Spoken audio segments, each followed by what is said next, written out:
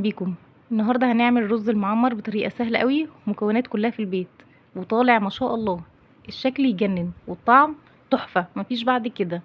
اول حاجه هنبتدي ب2 كيلو لبن، هنحطهم على النار لحد لما يغلوا. في الوقت ده هنبتدي نجهز باقي المقادير. معانا كوبايتين كبر من الرز، ومعايا كوبايه من الزبده بدرجه حراره المكان او الغرفة. معايا كوباية كبيرة من السكر، وطبعا السكر حسب الرغبة. ومعايا معلقة كبيرة من الفانيليا السايلة، ومعلقتين من النشا.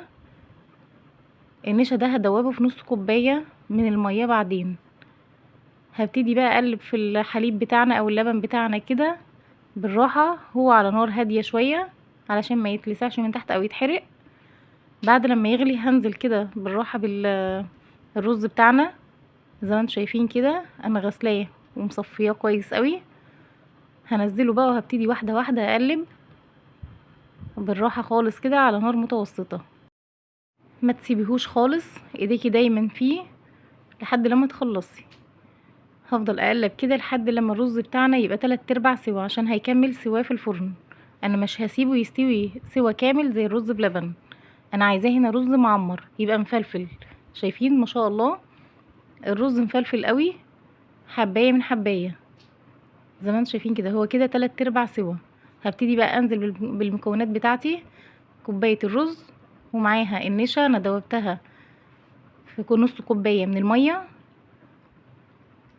هفضل بقى اقلب كده زي ما انتم شايفين، علشان النشا ما يكونش ليه طعم في الاكل واحنا بناكل.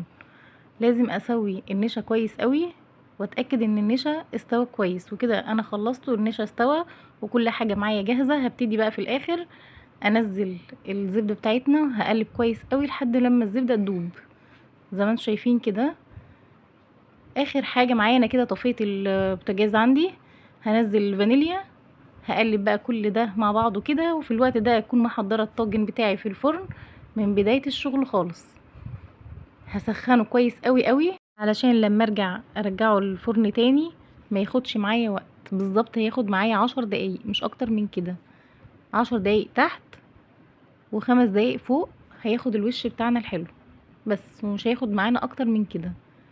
هندخله بقى الفرن على درجة حرارة متوسطة لان هو اصلا كده كده سخن.